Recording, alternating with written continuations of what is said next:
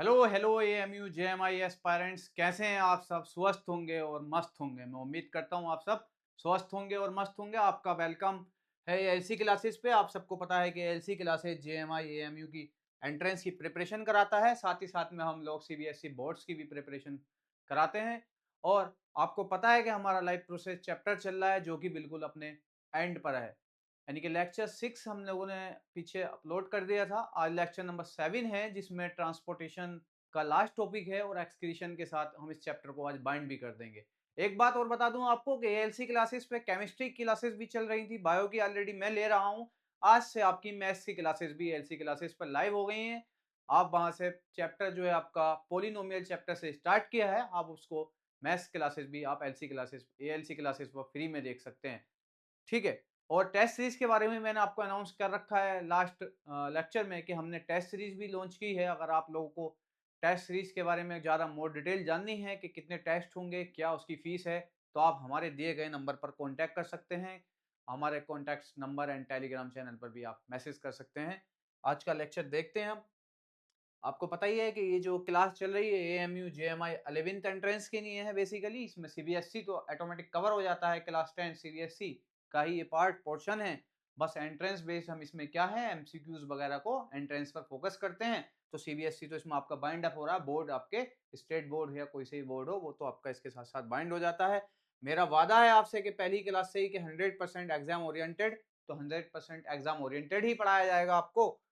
और ये आज हमारा लेक्चर नंबर 7 है लाइफ प्रोसेस चैप्टर का। जैसे कि हमने न्यूट्रिशन भी पढ़ लिया है, रेस्पिरेशन हो गया हमारा, ट्रांसपोर्टेशन का ही लास्ट चल रहा था यानी कि ट्रांसपोर्टेशन प्लांट हो गया था। एनिमल के ट्रांसपोर्टेशन में भी हमारा हार्ट भी कंप्लीट हो गया है। आप मान सकते हैं लगभग ये तो एंड ही हो गया। बस इसमें मेरे को आपको डबल सर्कुलेशन और सिंगल सर्कुलेशन की थोड़ी सी बात करनी है। फिर उसके बाद हम आज एक्सक्रीशन की बात करेंगे। तो आपको जैसे पता है कि मैंने हार्ट आपको पढ़ाया था, डब्बा कॉन्सेप्ट के बारे में आपको बताया था मैंने, यानी कि हार्ट के बारे में तो हमने बात कर ली थी कि जो लेफ्ट साइड ऑफ हार्ट है वहां पर ऑक्सीजनेटेड ब्लड आता है और राइट साइड ऑफ हार्ट में हमारा डीऑक्सीजनेटेड ब्लड आता है। कैसे उस ब्लड का मूवमेंट होता है ये सारी चीजें मैंने आपको बताई थी। कहाँ कॉन्ट्रैक्शन, आर्टरिया का कॉन्ट्रैक्शन होगा तो वेंट्रिकल का रिलैक्सेशन होगा, ये सारे डिस्कस हमने कर लिया है लास्ट लेक्चर में। इवन मैंने उसको बाद में आपके लास्ट में उस कॉन्सेप्ट को रिवाइज भी कराया था। थोड़ा सा आज मैं आपको रिवाइज भी हो जाएगा और डबल सर्कुलेशन भी आपका समझा देता हूँ। यानी कि ये हमने डब्बा कॉन्सेप्ट के बारे में फुल डिटेल में बात की थी लास्ट लेक्चर में। इसी से पूरा आपका कॉन्सेप्ट ऑफ हार्ट, से ब्लड का फ्लो कहाँ हो रहा है, कहाँ पे डीऑक्सीजनेटेड है, कौन सी बीन्स लेके जा रही है, कौन सी बीन्स लेकर आ रही है ब्लड को, या कौन सी आर्टरीज ब्लड को लेकर जा रही है, ये सारी बातें हमने की थी। तो अब इसी तरीके से अगर हम देखें, जो लेफ्ट साइड में था हमारा ऑक्सीजनेटेड ब्लड था यानी कि ऑक्सीजन कंटेनिंग था, और राइट साइड में जो था CO2 ब्लड था, कार्बन डाइऑक्साइड कंटेनिंग ब्लड था। अब ये देखो हुआ क्या, ये जो हमारा जो यहाँ ऑक्सीजनेटेड ब्लड आ रहा है लेफ्ट एट्रियम में, वो कहाँ से आ रहा है? लंग्स से आ रहा। और डीऑक्सीजनेटेड ब्लड जो लंग्स में जा रहा वो कहाँ से जा रहा? राइट वेंट्रिकल से जा रहा। यानी कि राइट वेंट्रिकल और लेफ्ट एट्रियम में लंग्स से ब्लड आना, और राइट वेंट्रिकल से लंग्स में ब्लड जाना, ये जो सर्कुलेशन है एक अलग सर्कुलेशन हुआ। और एक सर्कुलेशन आपका क्या है कि यहाँ से बॉडी टिश्यू से आपका राइट एट्रियम में ब्लड आना, बॉडी टिश्यू से राइट एट्रियम में ब्लड आना, और लेफ्ट वेंट्रिकल से बॉडी टिश्यू में ब्लड जाना, ऑक्सीजनेटेड ब्लड जाना। तो ये एक अलग हमारा सर्कुलेशन है। तो इसीलिए ये हमारा जो ह्यूमन का सर्कुलेशन होता है डबल सर्कुलेशन होता है, एक लंग्स के साथ और एक हमारा जो बॉडी के साथ हो रहा है। यानी कि लंग्स के लिए मैंने आपको बता रखा है, जैसे हार्ट के लिए कार्डियक वर्ड का यूज करते हैं, इसी तरह से लंग्स के लिए हम क्या यूज करते हैं? हम लंग्स के लिए यूज करते हैं आपका पल्मोनरी वर्ड। तो इसी तरीके से जो आपका लंग्स के जरिए सर्कुलेशन हो रहा है उसको आप क्या बोल देंगे?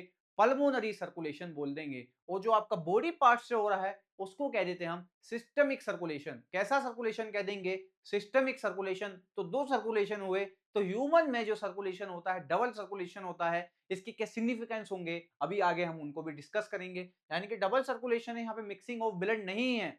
यानी कि फिर मिक्सिंग ऑफ ब्लड नहीं है तो कंप्लीट डबल सर्कुलेशन है। बाकी डबल सर्कुलेशन की अगर मैं बात करूं आपसे, तो डबल सर्कुलेशन आपका एम्फीबियंस में भी होता है। आपका डबल सर्कुलेशन एम्फीबियंस में भी होता है, बट वहां पे मिक्सिंग ऑफ ब्लड हो जाती है तो इनकम्प्लीट डबल सर्कुलेशन होता है। तो इसी तरीके से मैं देखता हूं, अब डबल सर्कुलेशन के बारे में हम बात देख लेते हैं एक बात, कि डबल सर्कुलेशन है क्या।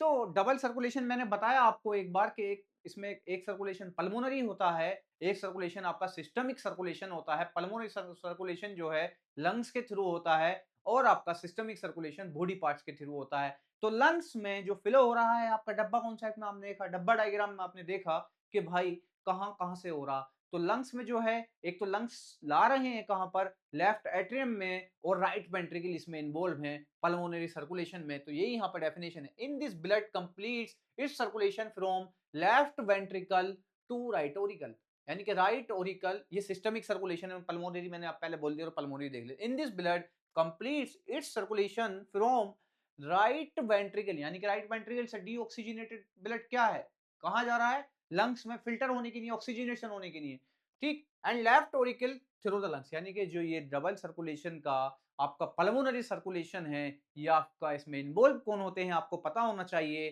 तो आपका left Oracle and right ventricle involve होते हैं। कौन इन्वॉल्व होते हैं, लेफ्ट ओरिकल आपका इन्वॉल्व होते हैं, कौन, लेफ्ट ओरिकल एंड आपका राइट वेंट्रिकल कौन इन्वॉल्व होते हैं, ये आपको पता होना चाहिए, अच्छे से पता होना चाहिए। बस यही इसमें पल्मोनरी है। और सिस्टमिक सर्कुलेशन में दूसरे वाले इन्वॉल्व होते हैं। कौन इन्वॉल्व होता है सिस्टमिक सर्कुलेशन में, आपका आपका सिस्टमिक सर्कुलेशन में right Oracle and left ventricle. कौन, राइट ओरिकल और लेफ्ट वेंट्रिकल आपके सिस्टमिक सर्कुलेशन में इन्वॉल्व होते हैं। जो हमने डब्बा बनाया था, यानी कि जो डब्बा कॉन्सेप्ट था, आप उसको देखें यहाँ पर इस तरीके से मैंने 4 चैम्बर दिखाने की कोशिश की थी आपकी, ये 4 चैम्बर दिखाने की कोशिश की थी। ये आपके इधर वाला जो था लेफ्ट है, लेफ्ट ओरिकल है, ये एल से दिखाया था मैंने। और ये आपका राइट ओरिकल है, इसको मैंने आर से बताया था आपका, दिस इज राइट ओरिकल। और ये आपका राइट वेंट्रिकल है और ये जो है आपका इधर लेफ्ट वेंट्रिकल है। क्या है ये आपका, इधर लेफ्ट वेंट्रिकल है, ठीक है, आपको दिख रहा होगा ये, ठीक। तो इन्वॉल्वमेंट की बात चल रही थी भाई, पल्मोनरी सर्कुलेशन में कौन इन्वॉल्व है, पल्मोनरी सर्कुलेशन में ये वाले इन्वॉल्व हैं, यानी कि ये आप डायगोनली देखेंगे, that is the white line से जो दिखाया मैंने आपको, पल्मोनरी सर्कुलेशन में left Oracle and right ventricle involve हैं। और अब बात की जाए सिस्टमिक सर्कुलेशन में, तो आपका सिस्टमिक सर्कुलेशन की अगर मैं बात करूं, तो सिस्टमिक सर्कुलेशन में आपके ये right Oracle and left ventricle involve है, यानी कि डायगोनली इन्वॉल्वमेंट है इनका। तो आपसे बस क्वेश्चन जो है इतना ही पूछा जाएगा कि पल्मोनरी सर्कुलेशन में कौन इन्वॉल्व है और आपका सिस्टमिक सर्कुलेशन में कौन इन्वॉल्व है। तो कौन से चैम्बर, यानी कि बेसिकली हार्ट के इन्वॉल्व हैं। तो कहां से क्या आता था, कौन सा डीऑक्सीजनेटेड ब्लड ऑक्सीजनेटेड था, वो हम पहले ही ऑलरेडी डिस्कस कर चुके हैं, ठीक है, वो हमने ऑलरेडी डिस्कस किया है। अब बात चल रही थी ह्यूमन में डबल सर्कुलेशन है, तो कैसा सर्कुलेशन है, कंप्लीट डबल सर्कुलेशन है। अगर बात की जाए ह्यूमन के डबल सर्कुलेशन की बात कर रहे थे, तो कैसा सर्कुलेशन है, कंप्लीट डबल सर्कुलेशन है, कंप्लीट डबल सर्कुलेशन है, यानी कि सर्कुलेशन जो है वो कंप्लीट डबल सर्कुलेशन है। कैसा सर्कुलेशन है, कंप्लीट डबल सर्कुलेशन है इन ह्यूमन, ठीक है, कंप्लीट डबल सर्कुलेशन है ह्यूमन में। ह्यूमन के साथ साथ आपका, यानी कि मैमल्स कह सकते हो सारे, और मैमल्स के बाद आपके बर्ड्स में भी कंप्लीट डबल सर्कुलेशन होता है, क्योंकि मैमल्स और बर्ड्स में जो है आपके कंप्लीट 4 चैम्बर हार्ट होता है, जिससे मिक्सिंग और ब्लड नहीं होती है, उसके बीच में अपने अपने सेप्टम, रेस्पेक्टिव सेप्टम प्रेजेंट होते हैं। तो मिक्सिंग ना होना ब्लड का, इसको कंप्लीट डबल सर्कुलेशन है। जबकि अगर बात करूं मैं आपका, कुछ रेप्टाइल्स में क्या है, 4 चैम्बर हार्ट होता है, कुछ में इनकम्प्लीट 4 चैम्बर हार्ट होता है, जैसे क्रोकोडाइल के बारे में बात करें, तो वहां पे मिक्सिंग हो जाती है ब्लड की। तो मिक्सिंग होने की वजह से वहां पे 2 सर्कुलेशन तो जरूर हो रहे हैं बेसिकली, यानी कि बॉडी से सिस्टमिक सर्कुलेशन और आपका पल्मोनरी सर्कुलेशन तो वहां हो रहा है बेसिकली। बट वहां क्या हो जाता है, मिक्सिंग ऑफ ब्लड हो जाती है। उस मिक्सिंग ऑफ ब्लड की वजह से क्या है, उसको हम इनकम्प्लीट डबल सर्कुलेशन कह देते हैं। मिक्सिंग होने की वजह से इनकम्प्लीट डबल सर्कुलेशन है, और मिक्सिंग जहां पे नहीं हो रही उसको कंप्लीट डबल सर्कुलेशन है। तो ह्यूमन में जो है आपका मिक्सिंग नहीं होती है डीऑक्सीजनेटेड एंड ऑक्सीजनेटेड ब्लड की, तो इसलिए इसको हम क्या कह देते हैं, कंप्लीट डबल सर्कुलेशन कह देते हैं। क्या कह देते हैं, कंप्लीट डबल सर्कुलेशन कह देते हैं। अगर मैं, ठीक है, एक स्टेप और लिख देता हूं आपका, ठीक है, कंप्लीट डबल सर्कुलेशन तो मैंने आपका बता दिया। अब यहाँ पे सिंगल सर्कुलेशन के बारे में बात करेंगे। सिंगल सर्कुलेशन कहाँ होगा भाई, वहां पे होगा जहां पे एक्चुअली में हार्ट जो है 2 चैम्बर हार्ट होता है। 2 चैम्बर हार्ट देखने को मिलता है हमको फिशेस में, यानी कि वहां जो होता है 2 चैम्बर होते हैं, कोई सेप्टम वेप्टम बीच में नहीं होता है। डीऑक्सीजनेटेड ब्लड और ऑक्सीजनेटेड ब्लड की मिक्सिंग हो जाती है। ऐसे हार्ट को हम वीनस हार्ट कहते हैं। क्या कहते हैं, ऐसे हार्ट को हम वीनस हार्ट कहते हैं। यहाँ पे मिक्सिंग ऑफ ब्लड हो जाती है और आपका जब मिक्सिंग हो रही है ब्लड तो वहाँ तो फिर डबल सर्कुलेशन और ये सब कंप्लीट वम्प्लीट वाले टर्म तो यूज़ होने ही नहीं है। तो ये सिंगल सर्कुलेशन होता है सर। अब मिक्सिंग ऑफ हार्ट हो जाती है तो ब्लड का ऑक्सीजनेशन कहाँ होगा? तो ब्लड का ऑक्सीजनेशन होने के लिए ब्लड जाता है गिल्स के पास, क्योंकि कहाँ फिशेज़ में गिल्स होते हैं वहाँ जाता है। तो ये सिंगल सर्कुलेशन में ये डेफिनिशन लिख रही होगी। In this the blood passes once through the heart, heart से पास होने के बाद to supply once to the body, it's found in the fishes. कहाँ पे होता है? फिशेज में होता है, which is two chamber heart. मैंने बताया आपको दो चैम्बर हार्ट है, एक ओरिकल होगा एक वेंट्रिकल होगा। एक ओरिकल है आपका और एक वेंट्रिकल है। एंड वीनस हार्ट कह देते हैं इसको, क्या कहते हैं? वीनस या ब्रैकियल हार्ट कह देते हैं। देखो हमने जैसे बात की थी रेस्पिरेशन में भी हमने बात की थी ब्रैकियल ट्रैकियल बारे में बात की थी। तो ट्रैकियल तो कहाँ देखने को मिल रहा था? कोक्रोचेस वगैरह यानी कि आर्थ्रोपोडा में देखने मिल रहा था, वहां पे ट्यूब्स के जरिए होता है। और यहाँ लिंक्स और गिल्स के जरिए होता है, तो इसको ब्रैकियल हार्ट भी कह देते हैं, यानी कि ब्रैकियल सर्कुलेशन बोलते थे वहां पे, वो सॉरी ब्रैकियल रेस्पिरेशन बोलते थे। तो यहाँ इसी तरीके से उसी टर्म को उठाकर गिल्स की वजह से यहाँ पर हम इसके हार्ट को ब्रैकियल हार्ट बोल देते हैं गिल्स की वजह से। The heart receive only deoxygenated blood, यानी कि हाँ हार्ट जो है डीऑक्सीजनेटेड ब्लड आएगा और which is first pump to the gills for oxygenation. मैंने आपको बताया है कि ऑक्सीजनेशन के लिए फिर उसको कहाँ भेज दिया जाएगा? गिल्स में भेज दिया जाएगा। इनका हार्ट से बेसिकली दो ही चैम्बर हार्ट होता है, ये आपको पता होना चाहिए। फिशिस में सिंगल सर्कुलेशन में एग्जाम्पल पूछ सकता है। सिंगल सर्कुलेशन के एग्जाम्पल कौन होते हैं भाई बताइए? सिंगल सर्कुलेशन का एग्जाम्पल होता है फिशिस यानी कि मछलियां। और आपका इसमें कितने चैम्बर हार्ट होते हैं? तो आप बोलेंगे दो चैम्बर हार्ट होते हैं। हार्ट में जो ब्लड आता है वो डीऑक्सीजनेटेड ब्लड आता है, यानी कि यहाँ मिक्सिंग हो जाती है ब्लड की। और आपका ये ब्लड ऑक्सीजनेशन होने के लिए कहाँ जाता है? तो आपको पता होना चाहिए गिल्स। इसके अलावा एंट्रेंस में कोई क्वेश्चन नहीं आने वाला, ठीक है। अब एक बार अगर आप कहें तो मैं कि किसमें कितने चैम्बर हार्ट होते हैं वो वाली बात एक जगह और लिख देता हूँ। यहाँ पे एक नोट पॉइंट करके आप लिख लीजिए, एक नोट पॉइंट करके लिख लीजिए आप, ठीक है। एक नोट पॉइंट करके लिख लीजिए। फिशेस के बारे में कह देता हूँ, देखो ये लिख भी रहा है आपका, बट एक नोट पॉइंट है याद करने के लिए। इसमें आपका टू चैम्बर हार्ट होता है। कितने चैम्बर हार्ट होता है? टू चैम्बर होते हैं, यानी कि दो डिब्बे होते हैं, ठीक है। टू चैम्बर हार्ट होता है फिशेज में। अगर बात की जाए फिशेज के बाद एम्फीबियंस, रेप्टाइल्स, मैमल्स ये सब आते हैं। तो आपकी बात की जाए एम्फीबियंस के बारे में बात कर लें। एम्फीबियंस, एम्फीबियंस, तो एम्फीबियंस में क्या है आपका? थ्री चैम्बर हार्ट होता है। कितने चैम्बर हार्ट होता है? Three chamber, three chamber heart होता है। अब रेप्टाइल्स और मैमल्स और इनके बारे में बात करूं, रेप्टाइल्स में basically incomplete three chamber heart होता है। बहुत सो में फोर चैम्बर हार्ट बोल सकते हैं, but incomplete four chamber heart बोलेंगे तो अच्छा वर्ड रहता है, ठीक है। अगर बात की जाए रेप्टाइल्स के बारे में तो रेप्टाइल्स में अलग में लिख दूंगा, यहाँ पर आपका मैमल्स लिख देता हूँ।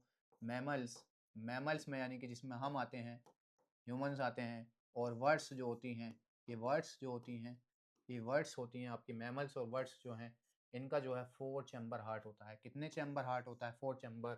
अब इससे समझ लेना कि ये सेम है, ये जो डॉट लगा मेरा ऑटोमेटिक यहाँ आ गया। तो चार चैम्बर हार्ट होता है मैमल्स और बर्ड्स में। कितने चैम्बर हार्ट होता है? Four chamber. इसी वजह से यहाँ होते हैं complete circulation, double circulation complete होता है। अब मैं डबल सर्कुलेशन के आपको सिग्निफिकेंस बता देता हूँ कि डबल सर्कुलेशन के सिग्निफिकेंस क्या है, यानी कि उसके फायदे क्या हैं। बेसिकली जब डबल सर्कुलेशन हो रहा है वहां पर ऑक्सीजन की सप्लाई अच्छी मिल रही होगी, यानी कि ऑक्सीजनेटेड डीऑक्सीजनेटेड ब्लड जैसे अलग अलग हैं। अब जब ऐसे एनिमल में जिनमें ऑक्सीजन की सप्लाई अच्छी है तो उनकी मेटाबॉलिक एक्टिविटी भी ज़्यादा होंगी, ठीक है। उनकी मेटाबॉलिक एक्टिविटी ज़्यादा होंगी एज कम्पेयर टू किसके? सिंगल सर्कुलेशन के। तो अगर हम एक यहाँ पे पॉइंट लिख दें आपका, यहाँ पे एक ब्लैंक पेज लेकर मैं अगर एक पॉइंट लिख देता हूँ, तो बहुत अच्छा रहेगा। एक पॉइंट में यहाँ पे पेज ऐड कर लेता हूँ, 1 मिनट मैं एक पेज ऐड कर लेता हूँ आपका, एक पेज ऐड कर लेता हूँ मैं। वे 1 मिनट आपका एक पेज ऐड कर लेता हूँ, ठीक है। ये मैंने आपका एक ऐड पेज ऐड किया है मैंने। तो क्या हुआ? पीछे वाला आपका डाटा चला गया क्या? 1 मिनट, 1 मिनट, आपका कुछ डाटा पीछे वाला चला गया। ओहो, यानी कि जो आपका पीछे वो सिंगल सर्कुलेशन की डेफिनेशन थी वो आपकी चली गई है, ठीक है। तो उसको भी आपका ऐड कर देता हूँ, उसको मैं ऐड कर देता हूँ। ये नोट पॉइंट यहाँ पे रहने देना, उसको भी देख लेता हूँ मैं, अगर यार ऐड हो जाए तो वो पेज अगर आपका ऐड हो जाए तो चलो मैं उसको आपका नोट्स में बाद में ऐड कर दूंगा। बेसिकली ये आपका नोट्स में मैं ऐड कर दूंगा, उसे मैंने लिख लिया था, ठीक है। अब मैं आपको वो सिंगल सर्कुलेशन का पेज वो ऐड हो जाएगा, उसकी टेंशन आप ना लें। अब मैंने आपको पेज क्यों ऐड किया था कि भाई सिग्निफिकेंस बताने थे डबल सर्कुलेशन के। सिग्निफिकेंस यानी कि उसके क्या फायदे हैं, significance, significance of double circulation, significance of double circulation. क्या क्या फायदे हैं डबल सर्कुलेशन के? देखो डबल सर्कुलेशन में क्या था, मिक्सिंग ऑफ ब्लड बिल्कुल भी नहीं हो रही थी। तो इसका फायदा ये था कि भाई कार्बन डाइऑक्साइड ऑक्सीजन का यूटिलाइजेशन ज्यादा है, तो ऐसे ऑर्गेनिज्म की क्या है मेटाबॉलिज्म एक्टिविटी जो होती है, मेटाबॉलिक रेट जो होता है हायर होता है ड्यू टू ऑक्सीजन इनटेक कह सकते हो, यानी कि ऑक्सीजन की सप्लाई अच्छी रहती है, यानी कि ऑक्सीजन ऑक्सीजन की सप्लाई अच्छी रहती है। आप ऐसे लिखो due to high oxygen supply, due to high oxygen supply, किसकी वजह से? हाई ऑक्सीजन सप्लाई की वजह से। Due to high oxygen supply आप क्या कहेंगे? Due to high oxygen supply, due to sufficient oxygen supply, sufficient oxygen supply, due to sufficient oxygen supply, क्या है? Due to sufficient oxygen supply, that organism क्या होता है? ऐसे ऑर्गेनिज्म का दैट ऑर्गेनिज्म ऐसे organism due to sufficient oxygen supply क्या होता है? दैट ऑर्गेनिज्म ऐसे ऑर्गेनिज्म क्या करते हैं? आपका हायर मेटाबॉलिक रेट होता है। दैट ऑर्गेनिज्म शो, अगर हम एक अच्छा सा वर्ड लिखें यहाँ पे, that organism show higher metabolic rate. क्या है? हायर मेटाबॉलिज्म रेट क्या होता है? ऐसे ऑर्गेनिज्म का शो करते हैं हाई मेटाबॉलिज्म रेट। तो ऐसे ऑर्गेनिज्म क्या हैं आपके, जिनको ऑक्सीजन की सफिशिएंट सप्लाई होती है, इसमें इसमें ऑक्सीजन की सफिशिएंट सप्लाई होगी, तो ऐसे ऑर्गेनिज्म क्या हैं आपके, हाई मेटाबॉलिज्म रेट शो करते हैं। तो ऐसे ऑर्गेनिज्म को हम क्या कह देते हैं? आपका कोल्ड ब्लडेड एनिमल्स कह देते हैं। क्या है? कोल्ड ब्लडेड ऑर्गेनिज्म कह देते हैं। तो दैट ऐसे ऑर्गेनिज्म को नो क्या कह देते हैं? हम कोल्ड ब्लडेड एनिमल्स कह देते हैं। कोल्ड ब्लडेड एनिमल्स कह देते हैं। कोल्ड ब्लडेड एनिमल्स कह देते हैं। कोल्ड ब्लडेड एनिमल्स कह देते हैं। क्या कह देते हैं? आपका कोल्ड ब्लडेड एनिमल्स कह देते हैं। ठीक है। और इसके कोल्ड ब्लडेड एनिमल्स का एग्जाम्पल कौन कौन है आपका? इसके एग्जाम्पल जो है आपका, एग्जाम्पल आपके हैं, वर्ड्स हैं आपके, वर्ड्स हैं, और आप मैमल्स कह सकते हो। वर्ड्स और मैमल्स कह सकते हो। ठीक है, तो आप इसको नोट कर सकते हैं। इसमें आप किसको कह सकते हैं? आप वर्ड्स कह सकते हो और मैमल्स आप इसमें कह सकते हो। ठीक। सफिशिएंट क्या था यहाँ पे? सफिशिएंट सप्लाई की वजह से, ऑक्सीजन की सप्लाई ज्यादा थी, ऑक्सीजन की सप्लाई, उसकी वजह से क्या थे? ये हायर मेटाबॉलिज्म रेट आपका शो कर देते हैं। क्या कर देते हैं? हायर मेटाबॉलिज्म रेट शो कर देते हैं। तो वही क्या है, ऐसे एनिमल्स हमारे कोल्ड ब्लडेड एनिमल्स होते हैं। ऐसे एनिमल्स क्या है हमारे? कोल्ड ब्लडेड एनिमल्स होते हैं। उसका एग्जाम्पल ही है। तो अब क्या है, इनके पास ऑक्सीजन की सफिशिएंट सप्लाई है, यानी कि ऑक्सीजन यहाँ पे ज्यादा मिल रहा है। तो ये ऐसे ऑर्गेन जो हैं हाई एक्टिव भी होती हैं, बट जो इनमें इनकम्प्लीट सर्कुलेशन होता है, इनकम्प्लीट डबल सर्कुलेशन है, वहाँ ऑक्सीजन की सप्लाई कम होगी, मेटाबॉलिज्म रेट भी उनके कम होते हैं, तो उनकी एनर्जी जो है थोड़ी आप कह सकते हो लो होती है। तो इनकी जो एनर्जी होती है हाई एनर्जी के होते हैं, मेटाबॉलिज्म रेट हाई होने की वजह से। कहीं लिखा हमने कि इनका मेटाबॉलिज्म रेट जो है हायर मेटाबॉलिज्म रेट है, तो ये कह सकते हो यहाँ पर आप हाई एनर्जी होती है इनमें, हाई एनर्जी, हाई एनर्जी होती है आपकी। ठीक है, आपकी हाई एनर्जी होती है। ओके। अब ये तो अपना डबल सर्कुलेशन सिंगल सर्कुलेशन आपने बाइंड किया। अब इसके बाद हम देखते हैं एक और सर्कुलेशन कह सकते हो आप, लिम्फेटिक सिस्टम होता है, उस लिम्फेटिक सिस्टम के बारे में पढ़ते हैं। ये अनदर टाइप ऑफ सर्कुलेशन होता है in vertebrate including human beings. ठीक है, another type of circulation including human being. हमारे पास लिम्फेटिक सिस्टम है, ये भी एक तरीके का सर्कुलेशन है, किसमें वर्टिब्रेट्स में भी होता है और ह्यूमन बींग्स के अंदर भी होता है। जो लिम्फेटिक सिस्टम है ये इंक्लूड करता है, इसमें क्या होता है आपको लिम्फ, इसके बारे में लिम्फ देखते हैं, इसमें लिम्फ होता है, लिम्फ वेसल्स होती हैं, लिम्फ कैपिलरीज होती हैं, लिम्फेटिक नोड्स होती हैं। तो देखते हैं क्या क्या इसमें होता है। लिम्फ के बारे में बेसिकली आप जानते ही हैं कि लिम्फ जो है वाइट कलर का फ्लूइड है। कैसा फ्लूइड है? एल्कलीन इन नेचर होता है, ट्रांसलूसेंट होता है। ब्लड कैसा होता था? ओपेक होता था, यानी कि उसके आर पार बिल्कुल नहीं दिखता। बट लिम्फ में क्या है, आप बिलरी यानी कि धुंधला आपको दिख सकता है। ट्रांसलूसेंट वर्ड यूज होता है लिम्फ के लिए। इसमें क्या है, व्हाइट ब्लड सेल्स यानी कि आपके लिम्फोसाइट्स वगैरह होती हैं। जैसे हमारा ब्लड प्लाज्मा कंटेन करता था और फॉर्म्ड एलिमेंट्स कंटेन करता था, यहाँ पे प्लाज्मा होता है आपका लिम्फ में भी, और क्या है आपका यहाँ पे फॉर्म्ड एलिमेंट्स की जगह यहाँ पे लिम्फोसाइट्स होती हैं, व्हाइट ब्लड सेल, जो कि हमने व्हाइट ब्लड सेल पढ़ी थी वहां पे आपका ब्लड में, इसी तरह की व्हाइट ब्लड सेल यहाँ पर भी होती हैं, बस अमाउंट जो है उनका लेस अमाउंट होता है। व्हाइट ब्लड सेल के बारे में आपको मैंने सारा डिटेल में बताया ही था, वही बात बिल्कुल सेम टू सेम यहाँ होगी कि न्यूक्लियोइड होती हैं, अमोवाइड शेप की होती हैं, और आपका क्या है उसमें न्यूक्लियर प्रेजेंट होता है, न्यूक्लियस न्यूक्लियर और ठीक, और अमीवाइड होती है, यानी कि शेप उनका चेंज रहता है। लिम्फोसाइट्स के बारे में बताई थी मैंने, ठीक। और प्लाज्मा यहाँ पे होगा सेम ब्लड की तरह, जैसे प्लाज्मा के बारे में हमने ब्लड में बात की थी कि भाई इनऑर्गेनिक कंपाउंड्स होंगे, उसमें कंपोनेंट्स होते हैं कुछ प्लाज्मा में, ऑर्गेनिक होते हैं, वाटर होगा, प्रोटीन होगा। बट अगर बेसिकली ब्लड में क्या प्रेजेंट नहीं है लिम्फ में और ब्लड के मुकाबले, तो ब्लड में से जो लिम्फ में माइनस हो जाता है आपका रेड ब्लड सेल और प्लेटलेट्स, जैसे हमने वहां पे प्लेटलेट्स पढ़ी थी, वो लिम्फ में आपकी नहीं होती हैं, ठीक है, वो आपकी लिम्फ में नहीं होती हैं। तो देखते हैं लिम्फ में एक्चुअली होता क्या है। ये आपका न्यूट्रिएंट्स के एक्सचेंज वगैरह में भी हेल्प करता, देखते हैं क्या है एनदर टाइप ऑफ सर्कुलेशन। जैसे हमने ब्लड सर्कुलेशन देखा उसी तरीके से ये एक अलग टाइप का सर्कुलेशन है, किस किस में वर्टिब्रेट्स और इंक्लूडिंग ह्यूमन बीइंग प्रेजेंट होता है, ठीक है।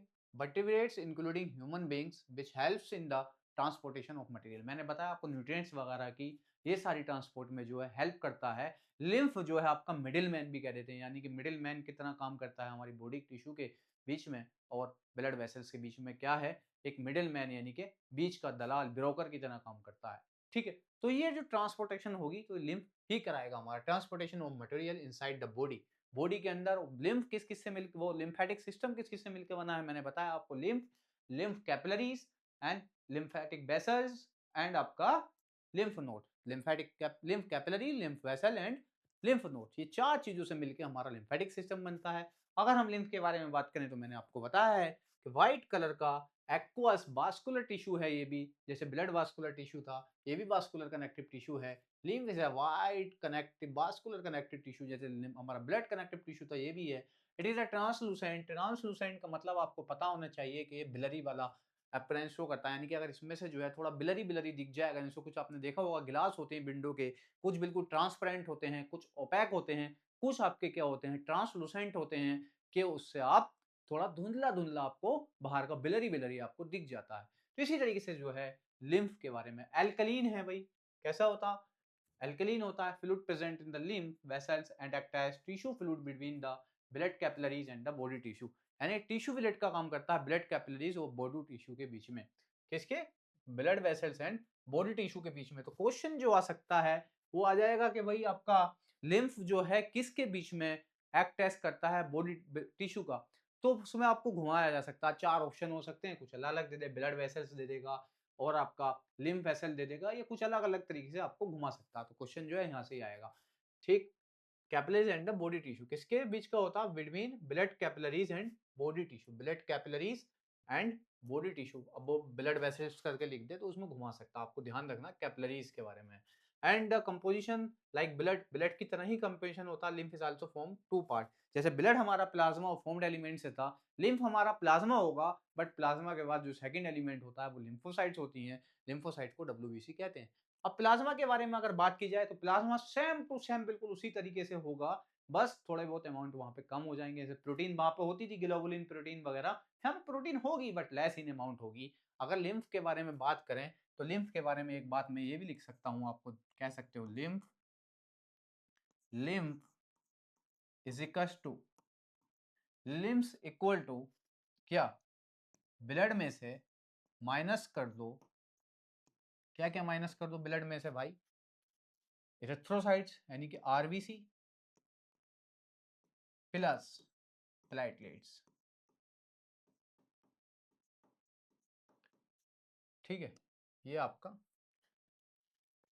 लिम्फ होता है, लिम्फ के बारे में ये एक पॉइंट आपका इस तरीके का क्वेश्चन आ सकता है, कई सारे ऑप्शन होंगे यहाँ पे, आपका डब्ल्यूबीसी कर देगा माइनस करने में, मतलब चेंज कर देगा, तो आपको एग्जैक्ट ऑप्शन जो है ये पहचानना होगा, ये क्वेश्चन की फॉर्म बन के आएगा। मैं आपको क्वेश्चन सीरीज लेकर आऊंगा, हर संडे को या सैटरडे को हम जो है एक सेशन रखते हैं आपका क्वेश्चन सेशन, तो उसमें मैं इस टाइप के क्वेश्चन होंगे देखने को मिलेंगे, अगर आप लेक्चर ले रहे हो क्वेश्चन सीरीज में आएंगे सारे क्वेश्चन बन जाएंगे। इवन मैंने अभी एक सेशन लिया था लास्ट संडे को, तो उसमें एनटीएससी लेवल के क्वेश्चन भी थे, बट क्या था सारे क्वेश्चन जो है इन कॉन्सेप्ट से सोल्व हो रहे थे, प्रीवियस ईयर जीएमआई एएमयू के क्वेश्चंस भी थे, बोर्ड्स में भी आए हुए एमसीक्यू थे लास्ट ईयर के, तो यानी कि मिक्सिंग सेशन है JMI MU, तो आपका क्रैक हो जाएगा जब NTSC लेवल का क्वेश्चन भी आप कर सकते हैं, इस सेशन से ही आप कर लेंगे। अब प्लाज्मा क्या है, वही सारी बात जो ब्लड में लिखी थी हमने, बट भाई फॉर्मेलिटी है, पूरी करनी पड़ेगी। Fluid matrix of a limb like blood, देखो लिख रहा जैसे ब्लड है ऐसे ही, it is also formed of water, also लिख दिया, मतलब आल्सो कहने का मतलब भी, जैसे ब्लड में होता था यहाँ भी वाटर भी होता है।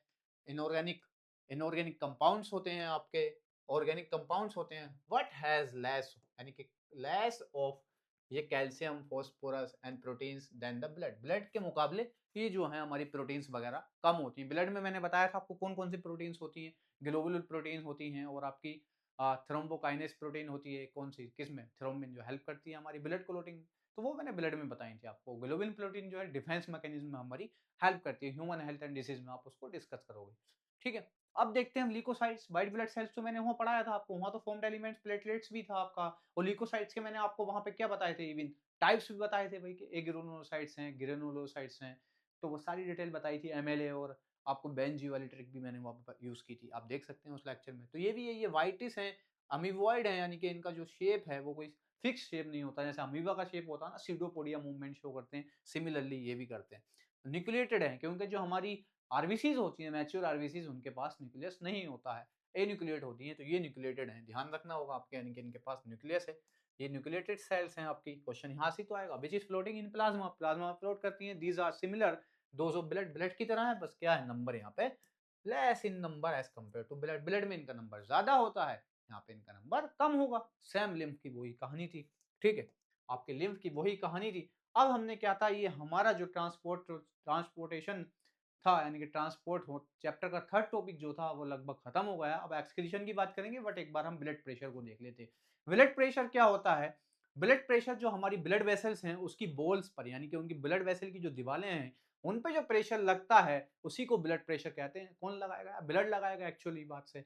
आर्टरीज में आपने बात की थी कि उसका डायमीटर थोड़ा नैरो होता है और कैपिलरीज का ज्यादा होता है, तो इसलिए आर्टरी जिसका डायमीटर कम होगा तो वहां पर प्रेशर ज्यादा होगा, बेसिक सी बात है। जहां पे डायमीटर यानी कि उसका हमारा ल्यूमेन बड़ा होगा तो वहाँ पे क्या है, बीपी कम होना चाहिए, ब्लड प्रेशर जिसको आप कहते हैं, तो वही है। अब एक ब्लड प्रेशर आपका क्या होता है, कॉन्ट्रैक्शन के टाइम लग रहा होगा, एक रिलैक्सेशन के टाइम, जैसे सिस्टोल मैंने किसके बारे में यूज किया था आपका, सिस्टोल, बट कॉन्ट्रैक्शन के, तो उसको सिस्टोलिक ब्लड प्रेशर कहते हैं, ये हमने हार्ट में बात कर ली एग्जैक्ट। और बात की जाए हमारी डायस्टोलिक, तो डायस्टोलिक क्या है, रिलैक्सेशन, यानी कि उस टाइम पर हमारी जो आर्टरी है, ब्लड वेसल्स हैं, वो रिलैक्स होंगी, तो उस टाइम पे जो ब्लड प्रेशर होगा थोड़ा रिलैक्स स्टेट में ज्यादा होगा, दैट इज 120 mmHg कह देते हैं। और कॉन्ट्रैक्शन के टाइम पे यानी कि हमारा जो आपका सिस्टोलिक ब्लड प्रेशर होता है वो 80 mmHg होता है। नहीं नहीं, 80 120 mmHg होगा, क्योंकि उस टाइम पे तो कम होना चाहिए ना, ठीक है। अब ये तो नॉर्मल ब्लड प्रेशर था, यानी कि 80 और 120 mmHg। अब एबनॉर्मल कंडीशन भी होती है, बहुत से लोगों का आप सुना होगा, किसी को हाइपरटेंशन हो जाती है, तो ब्लड प्रेशर का बढ़ने को ही हम हाइपरटेंशन कहते हैं। यानी कि नॉर्मल ब्लड प्रेशर 120 mmHg से और नीचे जो आपका 80 है उससे कुछ ज़्यादा है, उनका 100 एंड उधर 140 है, तो उन्हें हाइपरटेंशन की दिक्कत होगी। और किसी किसी को हाइपोटेंशन की दिक्कत होती है, यानी हाइपो का मतलब होता है बीपी नॉर्मल से लो हो गया। तो बस वही बात है, इसको जो नापने इसको जो मेजर करते हैं वो इंस्ट्रूमेंट कौन सा होता है आपका, स्पिग्मोमेनोमीटर होता है, ठीक है। जो इंस्ट्रूमेंट देखा होगा आपने बेसिकली, अब तो क्या है, आपके पहले एक हैंड से पुश करने वाला आता है, सबसे बेसिक तो वही है, बट अब जो है इलेक्ट्रॉनिक्स में भी कई सारे आ गए हैं कि आपको उसमें पुश करने की जरूरत नहीं है, ऑटोमेटिक आपने उसमें बैटरी लगाई अपनी और वो आपका वर्किंग होता है, ठीक है। तो यही मैंने एनसीईआरटी से ही मैं आपको ब्लड प्रेशर का जो पिक्चर है वो ले आया था। The force that blood exert against the ball of the blood vessels, यानी कि एक्सर्ट करना अगेंस्ट द बॉल, यानी कि बॉल पर और वेसल्स के, इसको ही ब्लड प्रेशर कहते हैं, ठीक है। This pressure much greater in arteries, मैंने बताया आपको आर्टरीज में क्यों ज्यादा है, इसका मैकेनिज्म है, हमने पढ़ा था कि आर्टरीज का जो डायमीटर है, यानी कि आर्टरीज का जो डायमीटर होता था, आर्टरीज का डायमीटर जो होता था वो जो था, यहाँ से तो आर्टरीज की बॉल जो होती थी वो तो थिक होती थी, आर्टरीज की बॉल जो होती थी वो तो थिक होती थी, बट ये जो डायमीटर है, ये डायमीटर एज कंपेयर टू ये वाला डायमीटर जो है, ये दैट इज येलो कलर से जो मैंने लाइन की है, ये जो डायमीटर होता था आर्टरीज का, पतला होता था, नैरो होता था, तो इस वजह से आर्टरीज में जो डायमीटर है वो क्या होता था आपका, कम होने की वजह से ब्लड प्रेशर ज्यादा होता था। और ये अगर इसी डायग्राम को मैं उसके आपको वीन्स के लिए दिखाऊं, अगर मैं इसी डायग्राम को आपको वीन्स के लिए दिखाता हूँ, किसके लिए दिखाता हूँ, वीन्स के, यही डायग्राम है, तो वीन्स में क्या होता था देखो, उनका जो था ये वाला डायमीटर बढ़ जाता था। इस तरीके से अगर देखो, जूम करके देखो, तो ये जो था ये डायग्राम, अब उसके ऊपर ओवरलैप करो तो बड़ा हो गया, तो पूरे डायग्राम है। तो वीन्स में बस यही देख लो कि ये बड़ा था, बट ये वाली साइड जो थी उनकी, ये साइड जो थी उनकी कम हो जाती थी, यानी कि ये वाला एरिया, वॉल्स जो थी उनकी पतली हो जाती थी। ठीक है, उनकी वॉल्स थी पतली हो जाती थी, जिसकी वजह से वॉल्स का प्रेशर पतली हो जाती थी, डायमीटर चौड़ा तो प्रेशर वहां पे कम हो जाता है। ठीक है, यही बात यहाँ पे लिखी है कि भाई आर्टरीज में जाता होता when, the pressure of blood inside the artery during ventricular systole, यानी कि कॉन्ट्रैक्शन के दौरान, किसके दौरान, कॉन्ट्रैक्शन के दौरान जो प्रेशर होता है उसको क्या कहते हैं हम, सिस्टोलिक प्रेशर है, और रिलैक्सेशन के दौरान जो है उसको डायस्टोलिक प्रेशर कहते हैं। मैंने आपको ये बता रखा है कि भाई सिस्टोल और डायस्टोल के बारे में, किसके बारे में बता रखा है मैंने आपको, सिस्टोल और डायस्टोल के बारे में बता रखा है। किसके, सिस्टोलिक बीपी कह देंगे उसको, ब्लड प्रेशर। और सिस्टोलिक कब होता है, जब कॉन्ट्रैक्शन हो रहा होगा। क्या हो रहा होगा, कॉन्ट्रैक्शन हो रहा होगा, कॉन्ट्रैक्शन हो रहा होगा।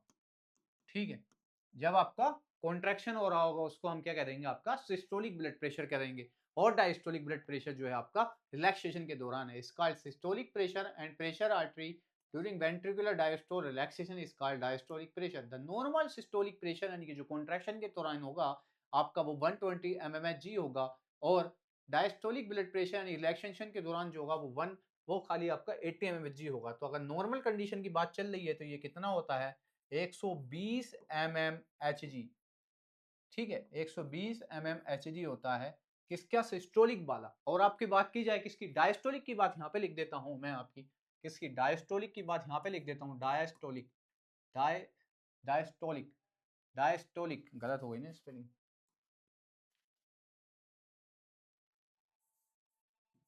डायस्टोलिक।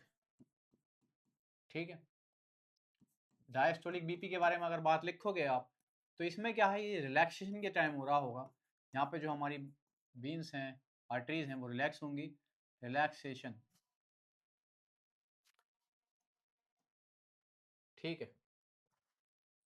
रिलैक्सेशन। अब ये कितना होता है आपका, ये बीपी जो होता है 80 mmHg, यानी कि भाई कम होगा जब रिलैक्स है, प्रेशर कम लग रहा तो प्रेशर भी कम होगा।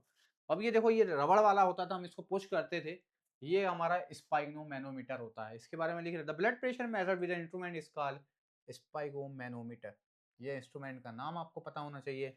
High blood pressure is also called hypertension, जो मैंने आपको बता दिया है, caused by the constriction of the arteriole which result increase in the resistance to blood flow, it can lead to rupture of artery in the internal bleeding। यानी कि blood pressure किसी का हाई होगा, आपने सुना भी होगा कि भाई उसको ब्रेन हेमरेज वगैरह हो गया, तो बीपी हाई होने की वजह से क्या होता है, दिमाग की नसें वगैरह रप्चर हो जाती हैं, इंटरनल ब्लीडिंग हो जाती है, वहाँ पर डेथ तक लीड हो जाती है।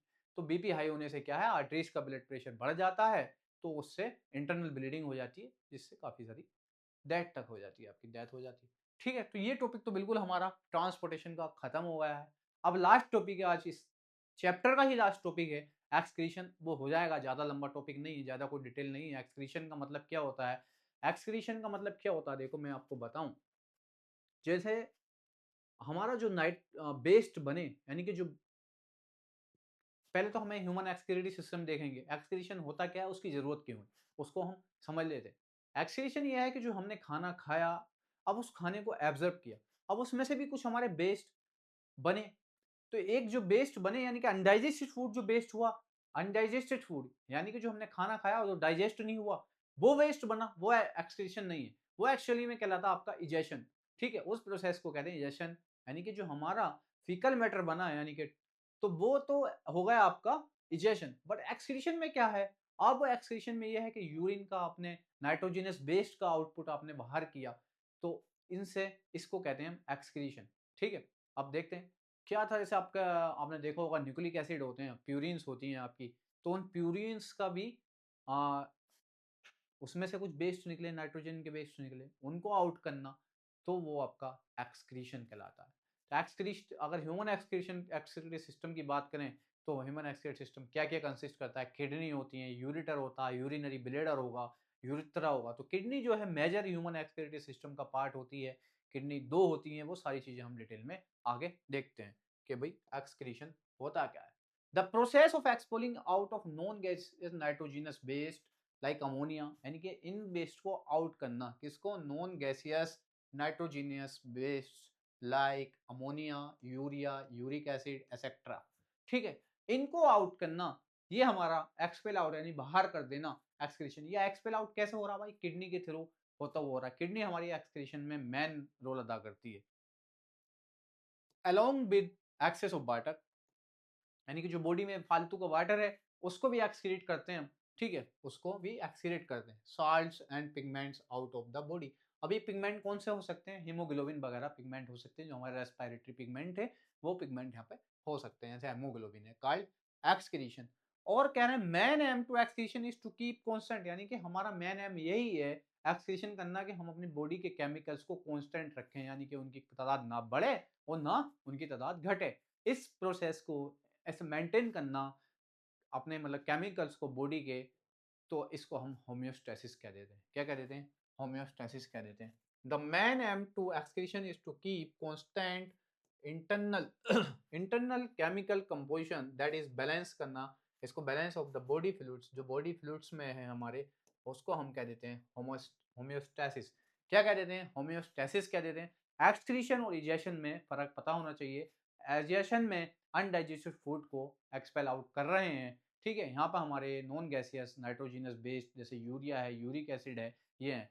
तो इसी की बेसिस पे कि कौन सा ऑर्गेनिज्म क्या एक्सक्रीट आउट कर रहा है, एक्सक्रीट कर रहा, तो उसी के नाम भी हो जाते हैं। अगर कोई यूरिया कर रहा है तो यूरियोटैलिक हो जाता है, यूरिक एसिड कर रहा था यूरिकोटैलिक हो जाता है, अमोनिया कर रहा है तो अमोनोटैलिक हो जाता, ठीक है। इस तरीके से देखते हैं। अमोनिया जो है मोस्टली वाटर में डिजोल्व हो जाता है, तो अमोनिया को बाहर निकालने के लिए जो है हमें मोस्ट वाटर की रिक्वायरमेंट होती है, ठीक है। अब हम देखते हैं ह्यूमन एक्सक्रीटरी सिस्टम या यूरिनरी सिस्टम, यूरिनरी सिस्टम भी इसको कह देते हैं, ठीक है। तो ह्यूमन एक्सक्रीटरी सिस्टम क्या क्या इन्वॉल्व करता है उसको देखेंगे।